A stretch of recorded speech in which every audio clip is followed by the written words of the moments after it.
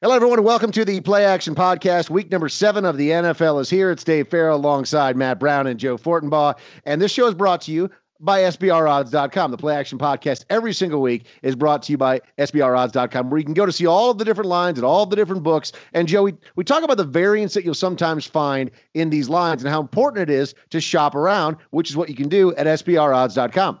And as a football show, we focus on that each and every week. But this was on display, Dave, more than ever before imaginable, or at least to a point where you could find the value you're looking for Tuesday night to tip off the NBA season. Cleveland was sitting there as a 3.5-point favorite against the Celtics for the better portion of the day. And when LeBron James was officially announced as a participant in that game, you saw it get as high as -5. Anyone who played that swing to Boston's favor, despite the Gordon Hayward injury, ended up cashing with the Celtics. Meanwhile, at no point did you lay a number with the Cleveland Cavaliers where you could have won that game. So SBRodds.com is where you want to be to find the best possible prices across the internet. Yeah, Joe, you bring up a good point here, and this is a football show, but we'll talk just a tiny bit of basketball here as we get into the season. Early here in the NBA season, and we were talking to one of the guys that runs one of the sports books here in Las Vegas about this. It's much harder for these books to lock in on the totals and everything like that because they don't really necessarily know. You think you know about these teams, but you don't really know for sure. And he said, listen, these totals can swing 3, 4, 5 points early here in this season, and that's great middling opportunities. And so you need to have accounts at a couple, 2 or 3 different books out there, and you're able to take advantage of those middling opportunities when they present themselves. So just something else to think about as we're early on here in the NBA season, that these lines might be a little wonky here for the first couple of weeks as they really get honed in on these teams, their pace of play, and how everything's going to be going. So be sure and keep an eye out for that. All right, let's start some talk here about the NFL week number 7. To begin us today, it's Baltimore traveling to Minnesota to take on the Vikings. Yes, the Vikings still have a backup quarterback, and yes, they're coming in as favorites. They open at 4.5, and since then, the Vikings have actually become bigger favorites, believe it or not. 5.5, 6 points in some places, and you know what? I still love it at 6 points. I would take it at 7.5 for Minnesota. Case Keenum doesn't make a whole lot of mistakes. Joe Flacco and the Baltimore Ravens have proven that they do make a whole bunch of mistakes. This is a game that I love Minnesota in. Joe, am I going crazy, or is that a pretty good pick? No, not at all. When was the last time we saw the Baltimore Ravens look good outside of that game 2 weeks ago against the Raiders, which is one of the absolute worst defenses in the league in what is quickly turning it out to be one of the more dysfunctional teams in the league? They went to London and got lambasted by the Jacksonville Jaguars. They were humiliated at home this past week in overtime by the Chicago Bears, who never cover point spreads on the road. What are we supposed to make of the Ravens team? Why would you have any confidence they're going to go to Minnesota, where the Vikings have played very well this year? And like you said, Dave, Case Keenum has been very smart with the football. And don't forget, new lifeblood injected into the Minnesota Vikings. With Aaron Rodgers done for the year, it's Minnesota's division for the taking, Matt. Yeah, I mean, look, this Ravens team, what can you say about this team? I mean, absolutely putrid. And really, there's no highlight to this team whatsoever. When you try to find like the one bright spot on a team, there really isn't one. Bad quarterback play. Running back play is mediocre at best. Don't have an elite wide receiver on the team. I mean, the defense has been giving up points. I mean, what can you possibly like about this Ravens team at all? For me, I don't see anything to like about this team whatsoever. And how crazy is it that we're sitting here looking at a 6-point line in some places as I look down here on SBR odds for a team that has a Super Bowl winning quarterback heading to play Case Keenum with a team that just lost their star running back as well. And Stephon Diggs, their number 1 wide receiver, is questionable. So, I mean, they're not even at close to full strength for this game. 6-point dogs going into this matchup. Just absolutely nuts. Next up is Tennessee at Cleveland. And when you think about two teams that have had their fair share of struggles, Tennessee certainly makes that list, but not nearly as much as Cleveland. And that is reflected here in the spread. Tennessee opens at 6.5, laying 6.5 points. Now they're down to 5.5 in some places, still 6 in other spots. Tennessee is going to be on the road for this one. Marcus Mariota, although he was still dealing with some hamstring issues against that game in the Indianapolis Colts, did look better. Certainly proved that he can play through that injury. Going up against Cleveland at home, though, Joe, do you feel comfortable playing this game, or is there just too many questions with both these teams. In the NFL, I'm never going to be a fan of laying points on the road. That doesn't mean I'm never going to do it, but I don't want to lay points on the road in any situation, especially here where you've got a Tennessee team on a very short week with a quarterback in Marcus Mariota who, let's face it, he's not 100%. And this is one of the underlying byproducts of having an awful backup in a guy like Matt Castle. You're going to feel compelled to rush the starter back to action, even if he's not 100%. Now, Tennessee covered that game Monday night, but they did it with a very late touchdown run, courtesy of Derrick Henry, in what happened to be yet another bad beat on Monday Night Football. I would focus on this. The total in this game, and if you search through SBR odds, you can find 46.5. I'd look to the under here. Cleveland has been dreadful offensively this season, and the under's 12-2 in Cleveland's last 14 home games. If I was going to make any play here at all, it'd be against the Browns to score any points. Matt, I'm thinking under in Cleveland, Tennessee.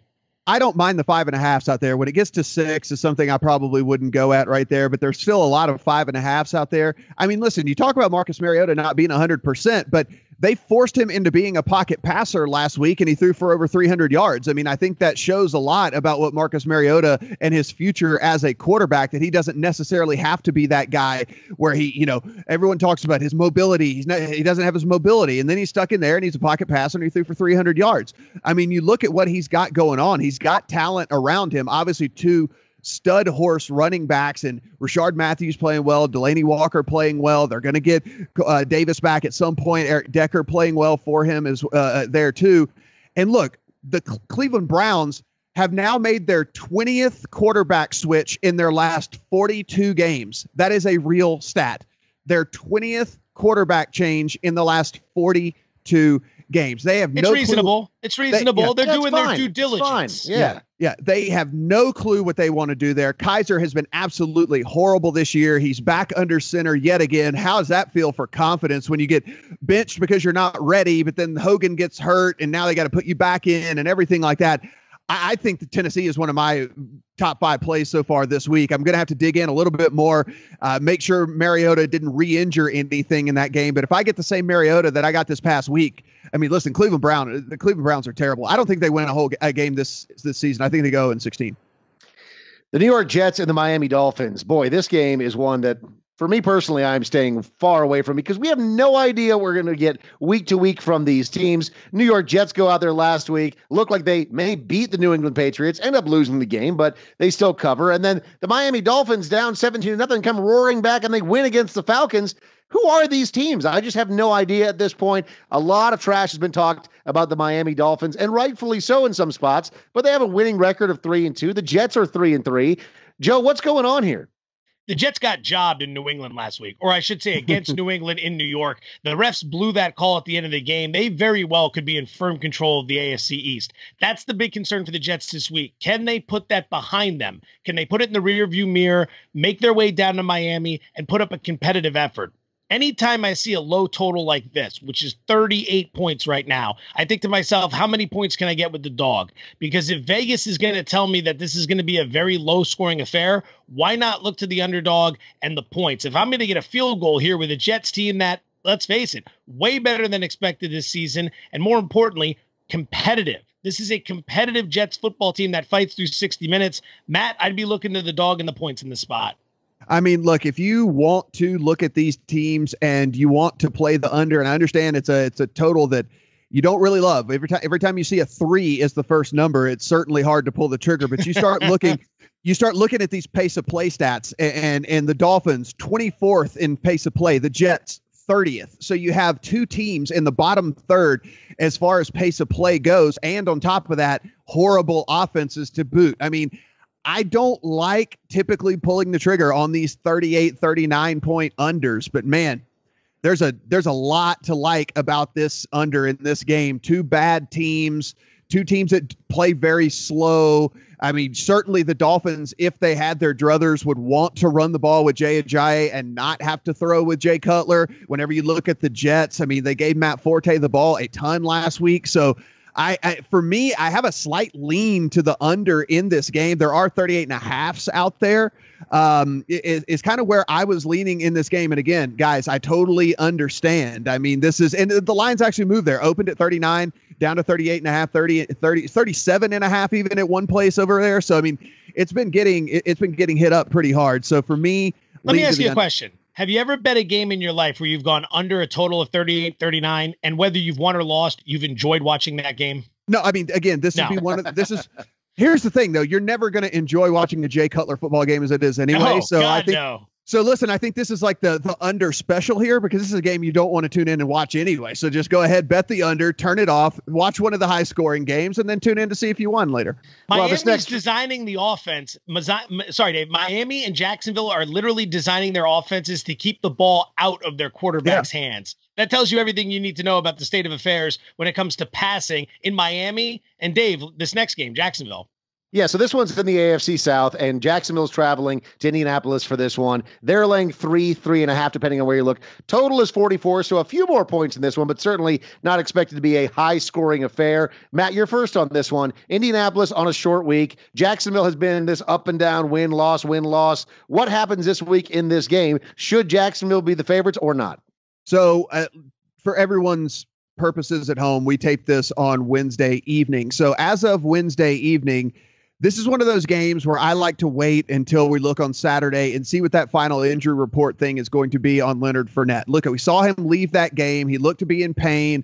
He says he was fine, said he could have come back in, but they didn't put him back in. And it always makes me wonder.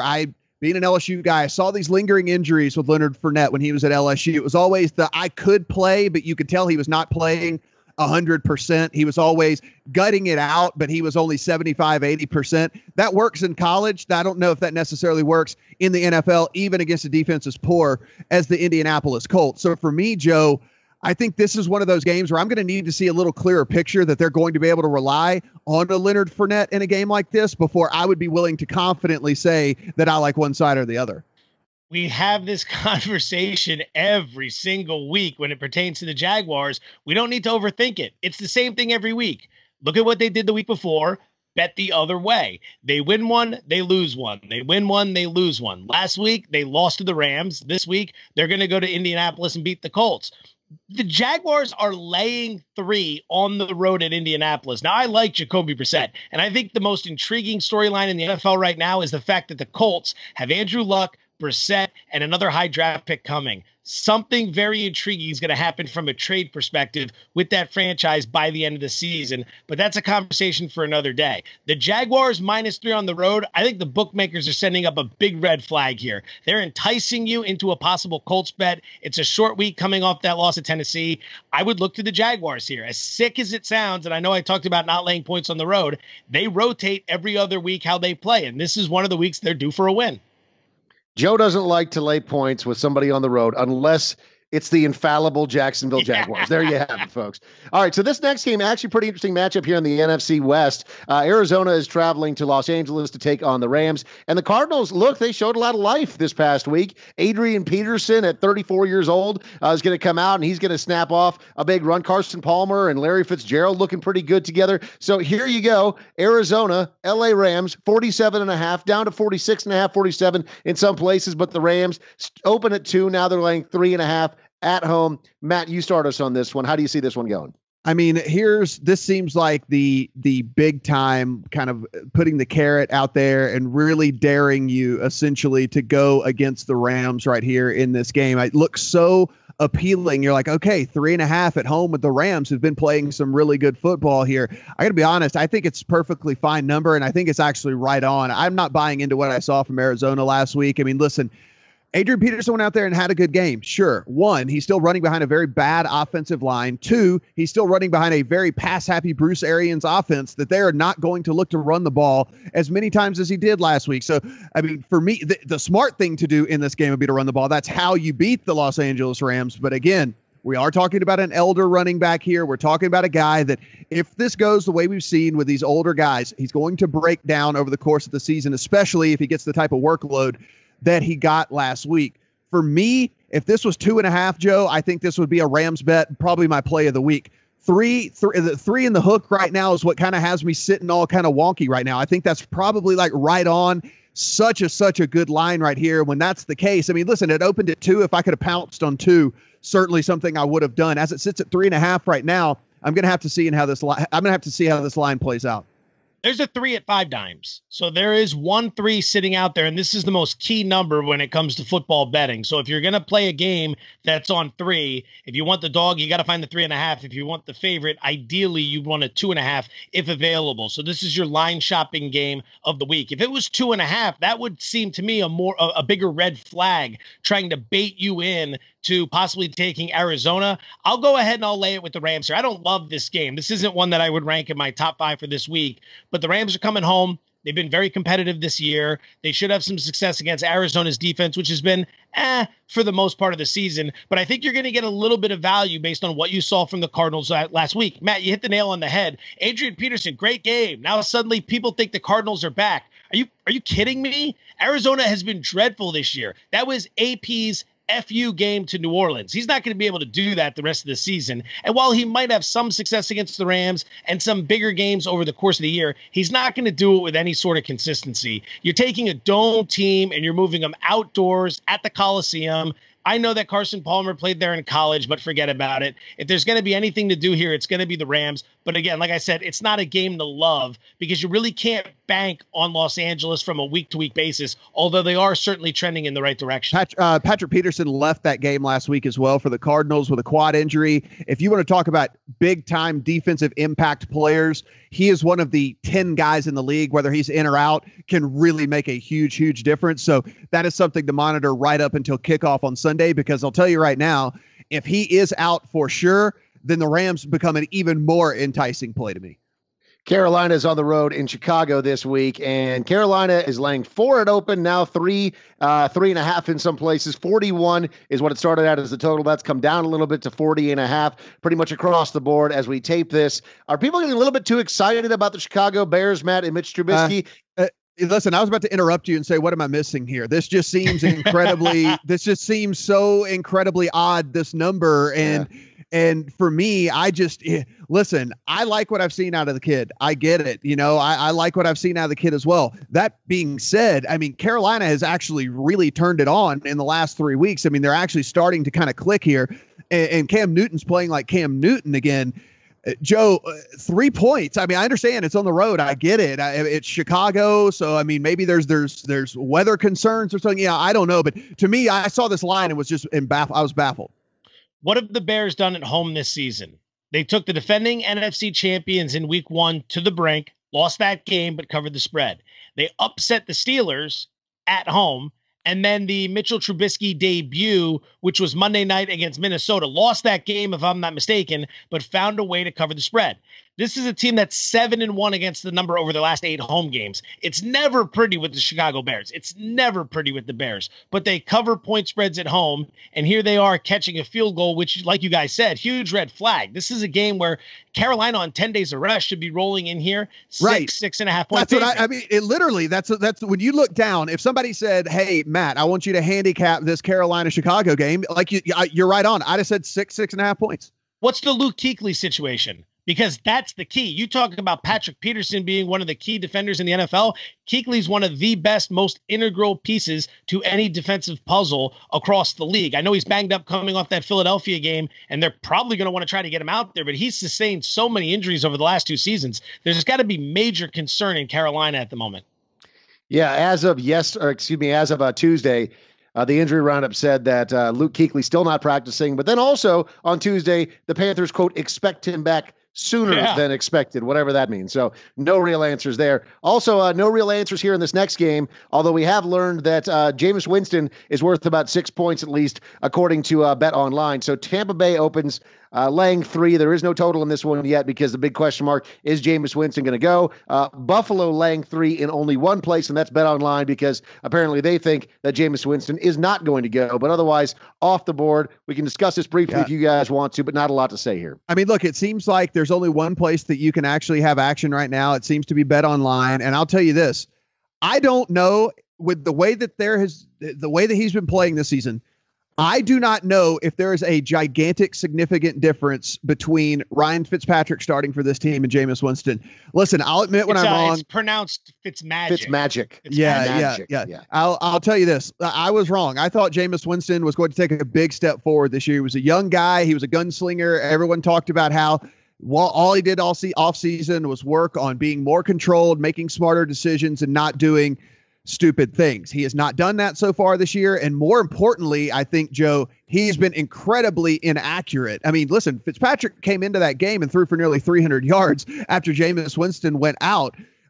For me, if you're a Tampa Bay backer in this game, jump all over it right now. I mean, like this seems to be a great opportunity to get plus points here if they're assuming that Jameis is going to be out in this game. I mean, listen, I don't know what you think, Joe. For me, I don't think Fitzpatrick is that big of a drop-off from 2017 through week 6, Jameis Winston.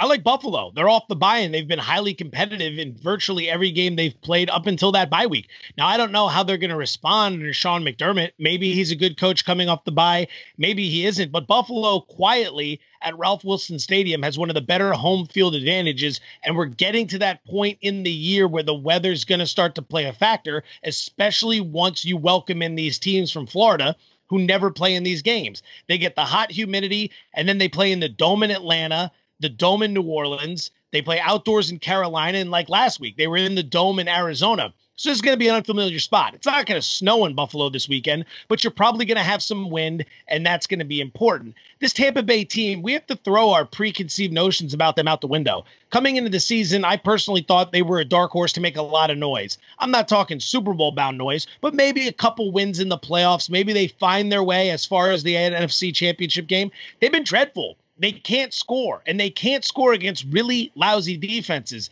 At home on Thursday night 2 weeks ago, they couldn't do anything against New England. Then they go and play a lousy Arizona team, and they do nothing. And 1 minute people are talking about Winston, but where's the rushing attack? Where's Mike Evans? Where's Deshaun Jackson? These dudes can't get it right. Dirk Cutter is doing a really lousy job with the talent they've given him in Toronto or Tampa Bay. Give me the Buffalo Bills in this game. I think they come out and they play very aggressive, and they pop Tampa in the mouth, and they put them in a bad spot. So if we don't have a total for this game, but just something to point out whenever it does come out, if you look at this Buffalo team, they have given up 12 points. They have given up 9 points. They have given up 16 points. They've given up 17 points, and they've given up 16 points. So they have not given up more than 17 points all season long. So again, something to keep in mind when that total does come out.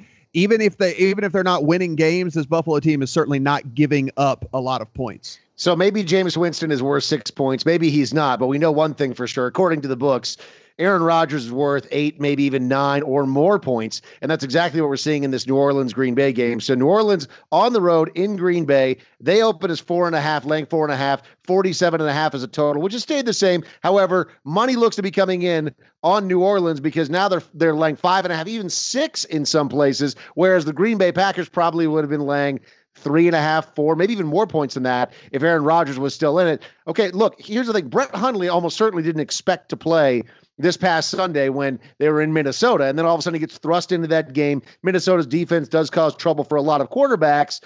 With a week of practice under his belt and knowing that he is going to be under center, can Brett Hundley utilize those weapons that Aaron Rodgers had in Green Bay and get this team rolling against a questionable defense of New Orleans? Or does Drew Brees roll into Green Bay and just have a field day on this team? Matt? This is a trap game, a huge, huge, huge trap game right here. I mean, listen, I don't necessarily think the Saints lose, but I could easily see this being just the margin of a field goal here. Brett Hundley, there's a reason why they have kept him on the roster there in Green Bay, and that's because they think this guy can play. If you look at his collegiate comparables, he's very, very comparable to Tyrod Taylor. Actually, most of the statistics add up except for completion percentage, which was actually better than Tyrod Taylor in their last 2 years in college. I don't think this guy is just some bum. I think this guy is going to be able to play. I think he's going to be able to hang. Now, is he going to be able to go in and smash? I don't think that's necessarily the case, but it is New Orleans. They are heading on the road after a big win, after a big high where the defense scored 3 different touchdowns. They play worse outside. They always have. They certainly play worse in colder weather, which in Green Bay you're going to expect. I mean, there's so many things going against this New Orleans team for this particular game. For me, if anything, that 47.5 total seems way high for me. I mean, I don't know. The home road splits are very, very real for Drew Brees and this New Orleans Saints team. And how many points are the Green Bay Packers going to put up with Brett Hundley? You think, like you said, Dave, I mean, he's going to have a week of practice, but at the same time, maybe they rely a little bit more on Ty Montgomery. Maybe they rely a little bit more on Jones. Maybe they try to keep it slowed down a little bit to keep the ball out of Drew Brees' hands, because that seems to be a recipe for success. So for me, I see this 47.5, and that seems like a prime opportunity to take an under on two teams that are perceived to be high firepower. But of course, we both know that that's just not the case. Two schools of thought here. Number one, we hear this all the time in the first week up with a backup quarterback. The team rallies. The defense plays above and beyond its pay grade. The offense steps up to rally around this kid. You get an effort far and above anything you would imagine. Might not necessarily result in a win, but a better performance than you'll see the rest of the season. So there's the rally effect for Brett Hundley. That's one thing to keep in mind. Conversely, there's the oh shit, Aaron Rodgers is out for the year, we're screwed theory, which is what everyone in Green Bay is probably thinking right now. How far are you really going to go without Aaron Rodgers? Remember, this team doesn't spend any money in the offseason. They don't build around Rodgers. They think they can do it through the draft. The problem is they're always drafting 27 or 28, not 5, 6, or 7. So they're not getting elite talent in the first round, and they're certainly not pulling it off in the second and third round. These are the guys that drafted Eddie Lacy, for crying out loud. That guy can't even make weight in Seattle in a running back platoon that has literally no talent whatsoever. So how do we want to play this? That's a situation where I can't figure out which way it's going to go. I would lean to Green Bay playing very poorly this week, but I'm not willing to put any money behind that. I will say this. We talked in the last segment with Tampa Bay about preconceived notions. Preconceived notions about the New Orleans Saints, and I'm as guilty of this as anyone, is that when you send them outdoors, they don't play nearly as well. Well, newsflash, last 9 games on grass, they're 8-1 against the spread, and we saw it earlier when they rolled into Carolina and trucked the Panthers on their home turf. So this is one, I can't get a grip on this game. I'm not willing to put any money behind it. And we are moving on to the afternoon games. Dallas is traveling to San Francisco. And look, I mean, San Francisco has been scrappy in all of their losses so far this year. In fact, correct me if I'm wrong, Joe, but I believe that they're the only team to have lost 5 games and have done it within 3 points or less. San Francisco is a handful for almost everyone to deal with. Does that change this week when Dallas rolls into town? The way that we're seeing this, Dallas laying 4, now it's up to 6, 7 even in some places. 47 was a total at open. Now it's down to 46.5. Dallas is off the bye, but they've only covered one of their last 5 road games. So that's one little nugget to keep in mind. But you're right. With the 49ers, they became the first team in NFL history to lose 5 consecutive games by 3 or fewer points. Now they're 0-6 on the season, but those last 5 defeats have come by a grand total of 13 points. And oh, by the way, here comes some lifeblood as CJ Beathard, the rookie quarterback, is going to get his first start. Say what you want about Beathard. He's going to be inconsistent and he's going to make mistakes. He did it at the end of that Washington game after checking in last Sunday. He's willing to throw the ball down the field and he's willing to take some risks. Brian Hoyer was just playing like a guy trying to protect the job. And that's the one thing everyone should have known was never going to happen. It wasn't Hoyer's job to keep for more than a few minutes, especially when we get in the next season. He's just a temporary placekeeper of that position. Now, there are some concerns on the injury side. Eric Armstead, who's been a bit of a disappointment since being a first-round pick out of Oregon 3 years ago, he was put on IR, but DeForest Buckner's been an absolute beast. This is going to be a very intriguing matchup in the trenches. One of the best offensive lines in football against a very good defensive line. Reuben Foster, rookie linebacker, expected to make his return this week. I give a slight lean to San Francisco. This is a lot of points. It's damn near a touchdown. Maybe it gets up to 7 on game day. I would take San Francisco in that spot, Matt. Yeah, I think this is one of those games where if you want the if you want the San Francisco side, I would wait until pretty close to kickoff because you know that Dallas money is going to come in. I mean, that's just, it's America's team. Everybody loves Dallas. They're going to look, they're going to see San Francisco's 0-6, and they're going to say, wait, this line is only 6 points. I think that line could easily get to 7 and a hook by the time that this thing goes. And if that's the case, then you definitely want to go on San Francisco's side. You mentioned Beathard. I mean, listen, he's going to have some familiarity. I mean, he played with George Kittle in college. So, I mean, like his tight end is a guy that he threw to for 3 years in college. So, I mean, it's a guy that he's got some familiarity with, and I think that can only help a guy as he transitions into being a starting quarterback here in the NFL. As it sits right now, I don't like this game. I don't like the 6. But like I said, I have a pretty good feeling by the time this thing, actually at 5 dimes, it's already gotten to 7. The one book out there, it's already gotten to 7. I think by the time this thing kicks, 7 and a hook is a real possibility. And if that's the case, then San Francisco's my play. Yeah, and Matt's talking about these lines moving. SBRodds.com. You can see them update in real time and try to take advantage of those moments where it does change, or maybe it permanently changes, but see it all unfold live in front of you. SBRodds.com. This next game seems a little bit wonky to me. 7.5 at open is what Seattle was laying, traveling to New York to take on the Giants. 39 was the total. Since then, it's come down. Seattle is only laying 5. Total has crept up just a touch to 40. I think this is a great play on Seattle, and you guys can tell me you're wrong if you want to, but the New York Giants surprised everyone last week by going into Denver at altitude with a decimated team and beating up on the Broncos. Made it look relatively easy against the defense that we thought was really, really good.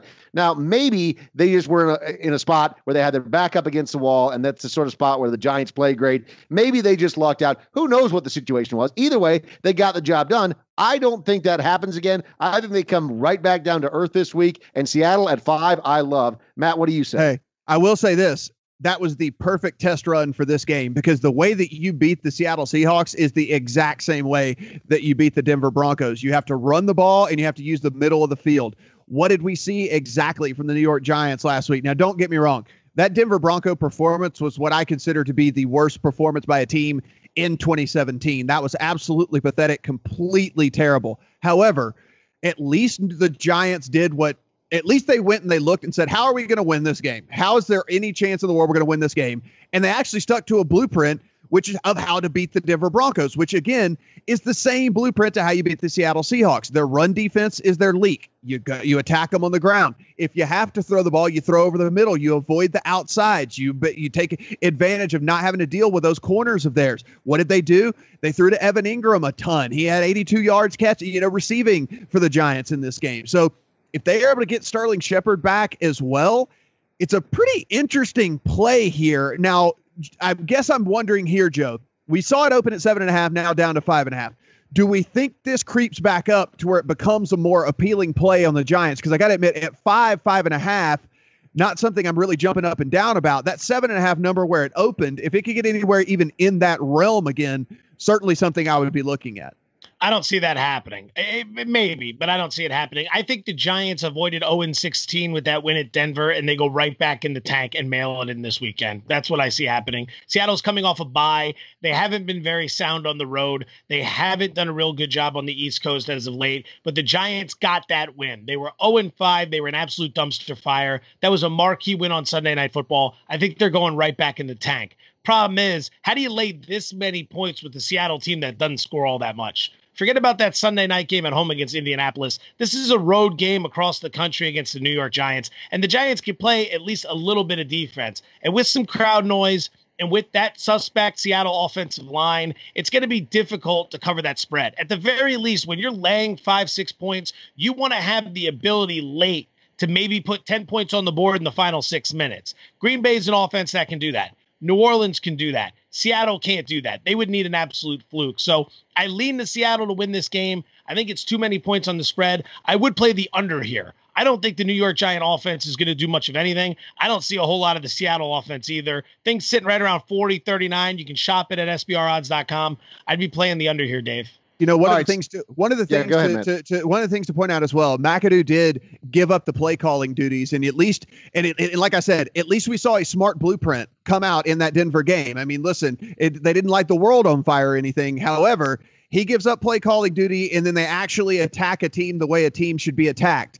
Will that continue here this week as well? That is what I'll be interested to see, because I mean, listen, this Seattle team has been vulnerable all season long, and the teams that have taken advantage of that have been able to exploit this team. And I think if the Giants keep the ball on the ground and use the middle of the field and take advantage of that very athletic tight end of theirs, and maybe if they get Shepard back, I mean, I think this is a game that that they could easily cover, maybe even outright win, if I'm being honest. Yeah. No, I think you're crazy on that. But one thing that we can all agree on is less McAdoo is a good thing for absolutely everyone. Oh, and that West Coast to East Coast thing's a little bit negated here as well, because this is an afternoon kick. So, like, I know people want to point to that all the time, but this isn't a 10 a.m., quote unquote 10 a.m. local time kick. It would be, an afternoon kick.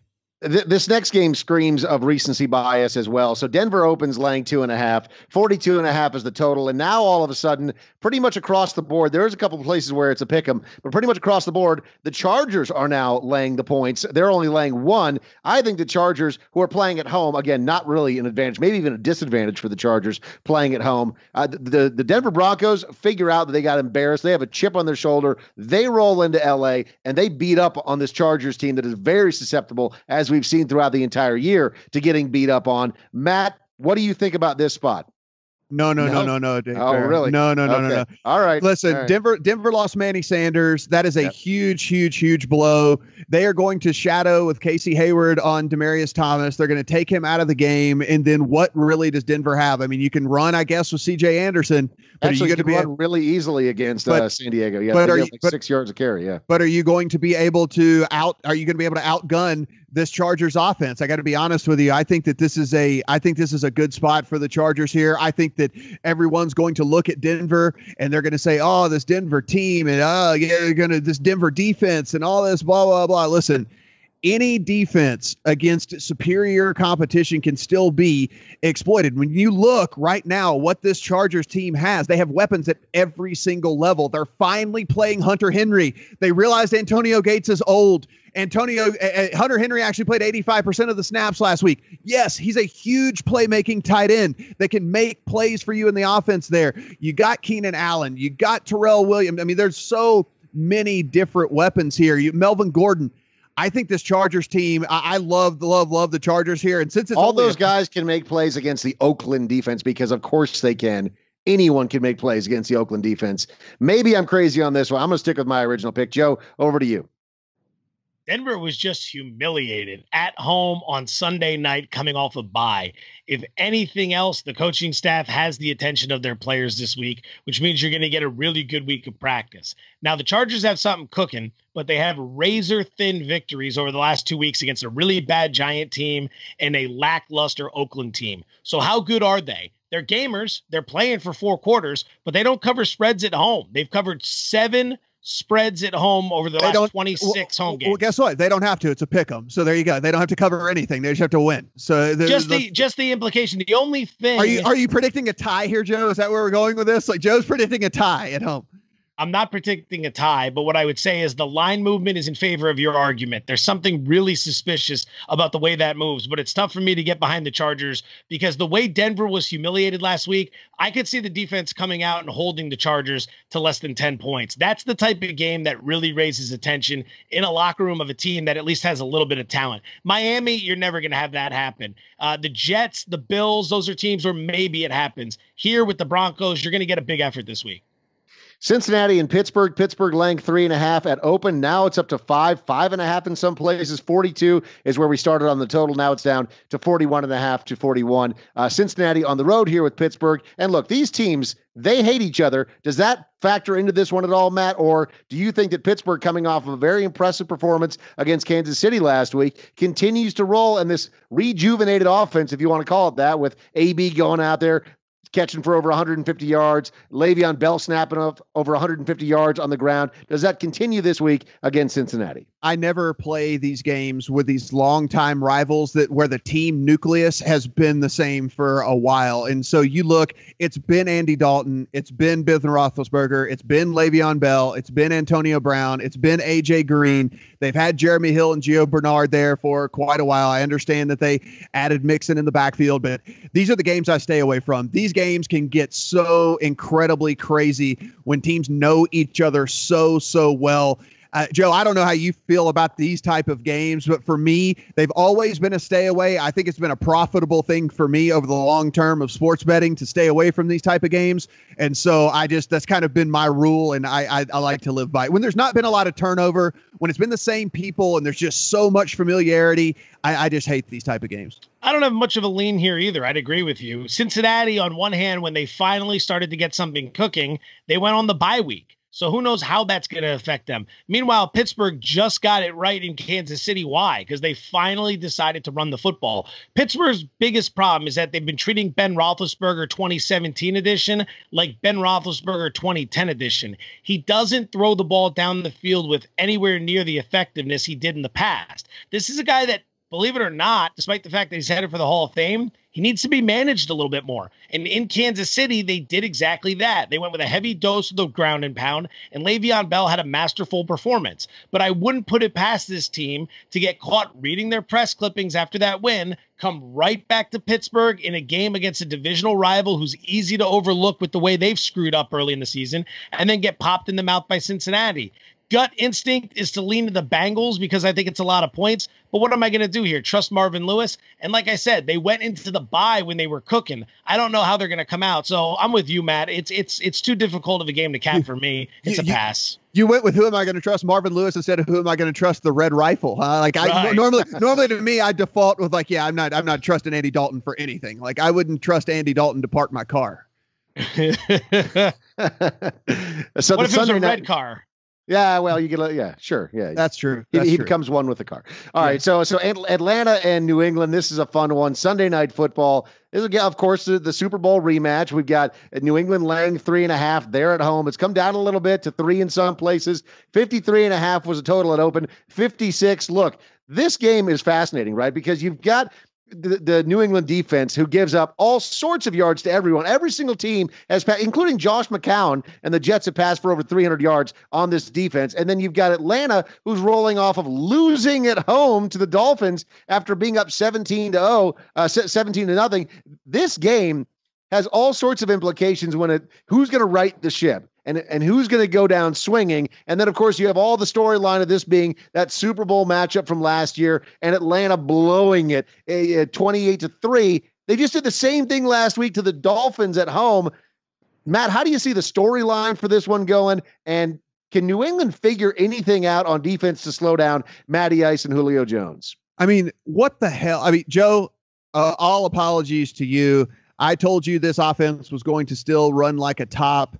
And then they have a game like they did last week where you look, and if you look at the box score and you see that Devontae Freeman was averaged 7.6 yards per carry in a game, and you go, oh, well, they must have smashed then. And then you look over a little bit further and you see, oh, he only had 9 carries. They only gave him 9 carries, despite the fact up 17-0 in that game. Despite the fact that he was rushing for 7.6 yards per carry. Then you look a little deeper into the statistics and you see that Taylor Gabriel has 5 red zone targets, and you look down the list and you go, where the hell is Julio Jones? And he's got 2 red zone targets for this team. They mismanage their players, mismanage their talent so incredibly bad. I would never take Atlanta in this game ever, especially not on the road, especially not at just a field goal. I have jumped all over this game at 3 points because by the time this kicks, Joe, listen to me when I tell you this game will be 5.5 points. The money is going to roll in on New England at home in this game. I am all over it at 3 points. My favorite play of the week in this game.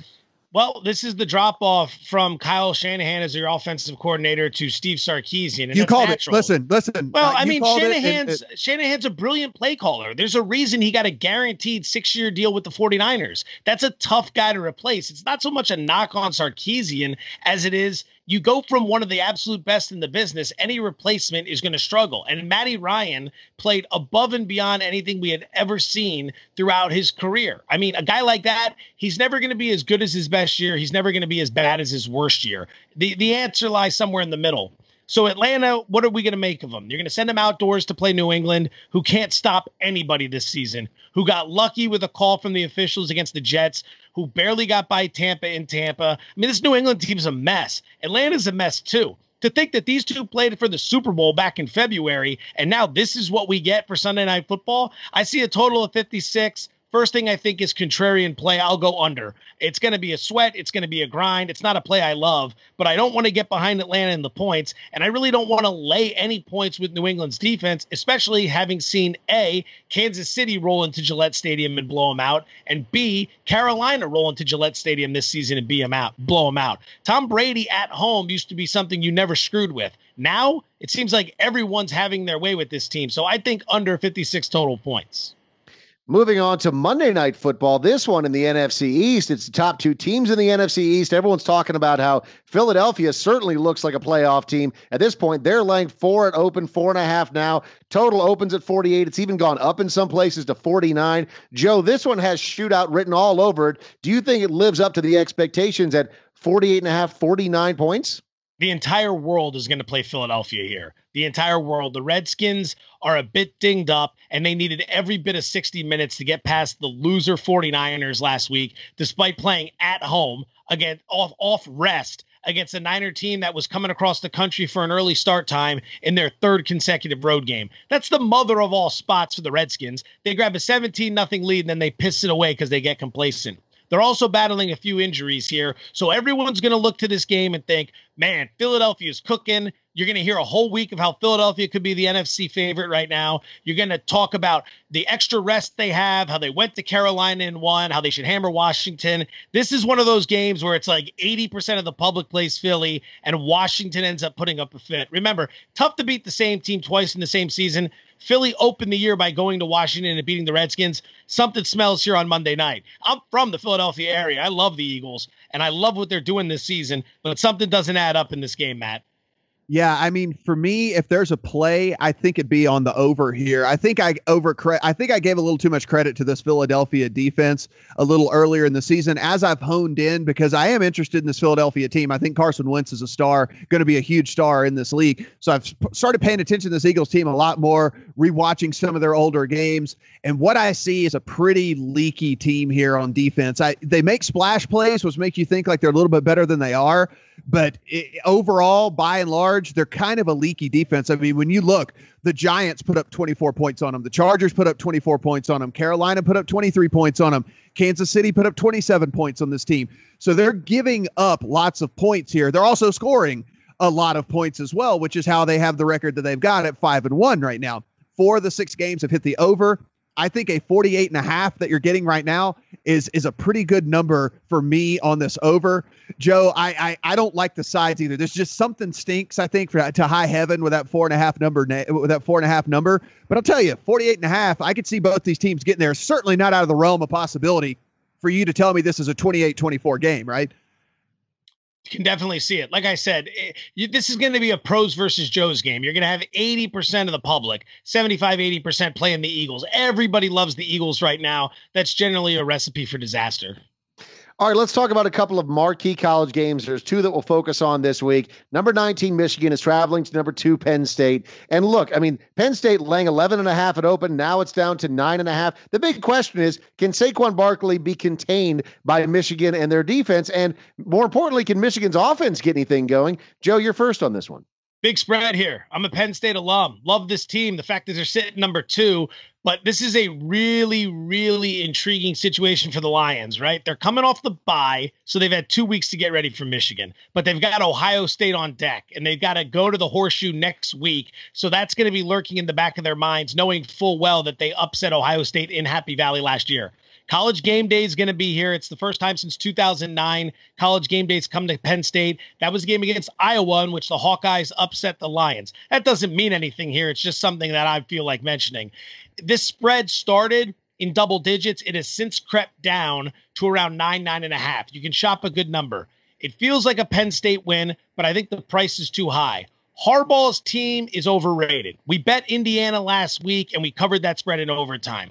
Harbaugh's team's overrated because everyone loves Jim Harbaugh, but this team only returned 1 guy on defense, right? They need time to gel. Next year, you're going to get more production out of the Wolverines than this year, but Harbaugh's the master schemer. He's a master motivator, and he's going to look at that Iowa tape, and he's going to see one very important factor. The defensive line needs to get its hands up. Tracy McSorley is not a tall quarterback, and Iowa had 6 or 7 batted balls in that game. It was all Saquon Barkley carrying the Nittany Lions. I think the Lions are going to struggle to pass the ball a little bit. Don't love the game, hate to do it, but if I had to pick a side, I'd side with Michigan here catching all those points. Woo, I will go the other side against you, against your own school here, Joe.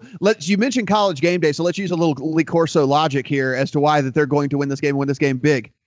It's a whiteout game, Joe. This is going to be a whiteout game. I don't know if you know that, but that is obviously that is obviously going to make the team play better because whenever it's a whiteout game. Honestly, did you listen to James Franklin talk about this whiteout game thing? He said it's his second favorite thing next to Christmas. Like seriously, he's talking about it's his second favorite thing next to Christmas.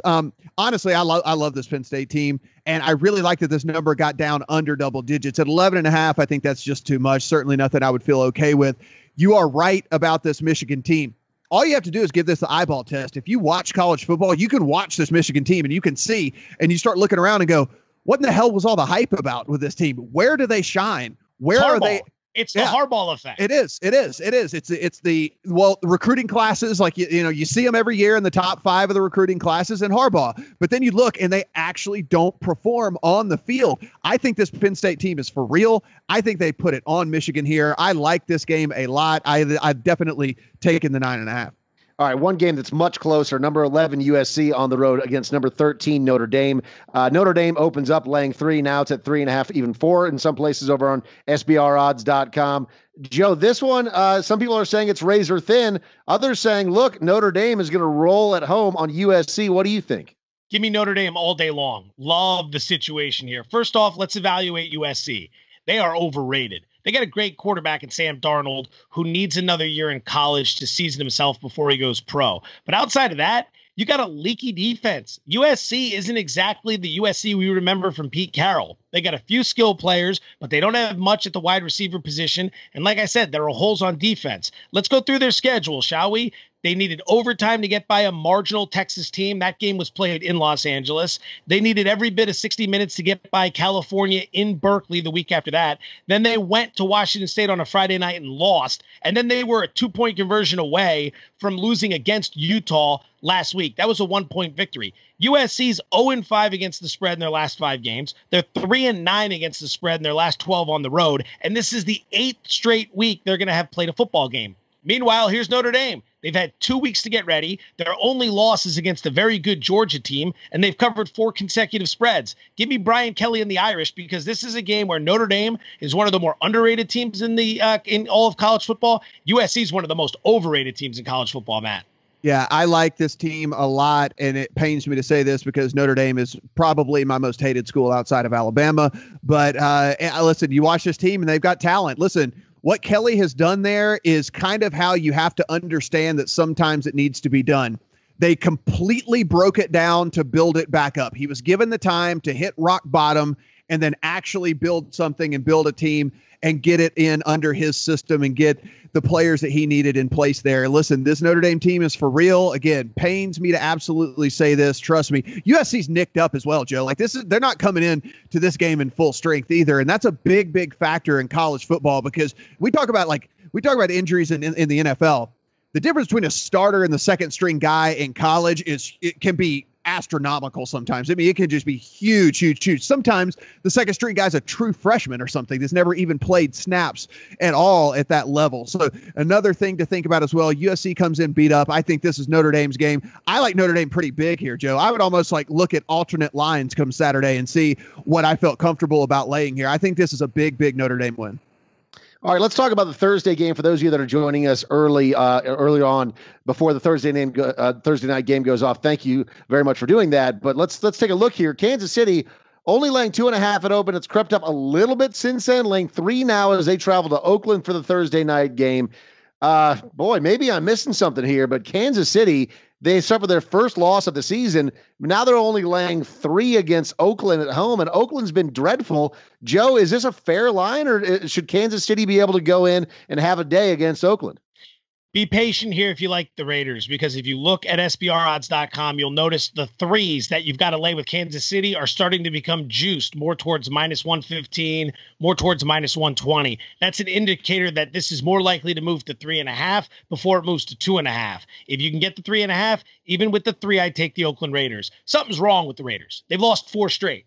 Todd Downing has been a terrible offensive coordinator. They don't throw the ball down the field. They don't run the ball nearly as much as they should. They've got major problems, and they might have some dysfunction in that locker room, although no one's been able to put their thumb on it yet. But this is Thursday night. This is prime time. This is the Coliseum, and this is their most hated rival in the Kansas City Chiefs. Now, granted, the Chiefs, we'd be way better off here if the Chiefs were coming off a win. They'd be so ripe for defeat.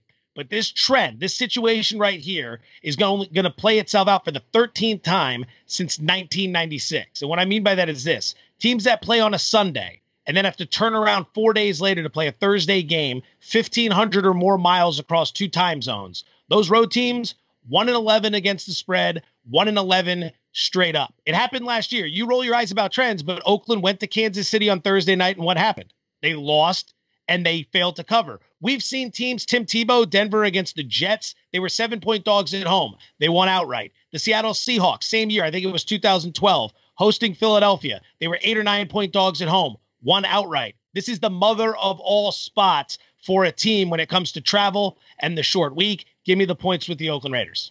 Yeah, no chance. Kansas City wins this game. Listen, Oakland's heading in the wrong direction in every single facet of the game. And I'll tell you right now, and this is before injury too. This is not just because you can't blame this on injury type stuff here. Derek Carr's not been good this season. He has not played the quarterback position well at the NFL level. I can say that with confidence. I've watched every single Oakland game that he has been under center. He's not been good. He's missing you talk about not throwing it down the field, Joe. One, they don't throw it enough down the field. And when they do, he's missing. He is missing big. He's missing large. This team is broken, absolutely broken. You get Kansas City coming off of a loss here. They're going to right the ship. Tell me how Oakland stops this Kansas City offense. Tell me. I would love to know how are they going to stop Kareem Hunt? How are they going to stop Alex Smith, who, by the way, has been one of the most efficient passers in all of the NFL this year? They actually are throwing the ball down the field as well. These corners are beat up for Oakland. They have no interceptions on the entire season. They have not intercepted a single pass this year. Why isn't the spread 7 then? Spread should be 7 or 10. You lay out a great case for why the best team in football against one of the worst should be laying 7 or 10. Why isn't it higher? Hey, Joe, listen, I'm glad to book your action. I'm already got my action. We're good to go, my friend. I will take that. I will take some of those Joe Buckies. I get that. Give me some of those Fortin-Ball Buckies, my friend. I get that, but answer that question. If they're so good and Oakland is so lousy, you lay out a great case. Why are we looking at a 3-point spread? Well, they're on the road, so I mean, we're talking the spread would be bigger. We're talking Tennessee's at Cleveland. Cleveland's terrible. Tennessee's laying 6. Why wouldn't Kansas City lay 7 here? Well, don't you think there's some recency bias there? I mean, Cleveland's been terrible, and Cleveland's always been terrible, and they may very well always be terrible. Kansas City is coming off their first disappointment, and a pretty significant one where a lot of people had action on Kansas City to pretty easily handle the dysfunctional Pittsburgh Steelers coming in, and they get embarrassed. So, I mean, recency bias, I think, does play a factor there, at least to some degree. I don't disagree with that. It's just Matt lays out a compelling case for why this is going to be a blowout. I'm just trying to figure out why the experts are only setting it at 3 if it's going to be such a railroading. Well, like you said, the line's moving. It's you're getting plus money at Bovada right now if you take the 3. I mean, you're actually getting plus money on that bet. I mean, this line is moving. It's going to move in Oakland's direction, as you said. If you want it, but you better take it now if you're watching this video, because it's very close to kickoff. Yeah, it's very close to kickoff. So you're going to need to do that. This game may have already happened, and this entire argument may be completely moot at this point. Actually, you should. Hopefully, if you watch through this, you can tweet at Joe and tell him just how wrong he was in this whole situation. Because don't forget to tag Matt and I, so that way we can also bask in that glory of Joe's wrongness. Yeah, be sure and do that as well. Kansas City wins this game. Joe's a homer in this game. That's okay. I understand. You're on the flagship, man. I get it. I've been betting against them every week. What are you talking about? And then you don't when Kansas City comes to town? All right. It's the spot, Matt.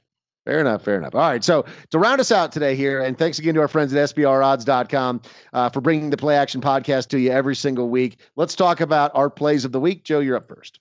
I'm going to go under in the Cleveland, Tennessee game, which is sitting around 46 and a half. The Browns can't get it right offensively. Look at them. I mean, 1 minute you're going to go with DeShone Kizer. Okay, makes sense. Second round pick, you want to develop him. He's so bad you transition to Kevin Hogan. You give him all of what, maybe 6 quarters, and then you're right back to DeShone Kizer. This team is so dysfunctional. And not only that, there's already reports that the front office or the ownership is looking to make some changes to the front office. They just brought these dudes in. They brought in these Paul DePodesta and these analytical baseball minds. And now all of a sudden you want to make a change? It's a rant and a story for another day. I don't see Cleveland's offense hanging more than 14. Tennessee's going to need to grind this one out coming off that Monday night game. They're a bit dinged up. You lean on Derrick Henry. You lean on DeMarco Murray. 46.5 points is a big one. We're going to go under the total, Cleveland, Tennessee, Matt.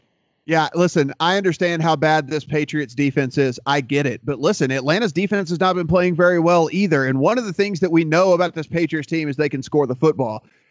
This Atlanta team, not so much. We don't know that for sure. We don't know that this Atlanta team is going to be able to take this on the road with a offensive coordinator, Steve Sarkisian, that has proven to be, hat tip to Joe Fortenbaugh, my esteemed colleague right here, has proven to be a guy that doesn't know how to run this offense. They don't take advantage of their skill players. They don't take advantage of their 6'4", 235-pound receiver that runs a 4.5. They don't do all of these things that you would think would be common sense when it comes to this.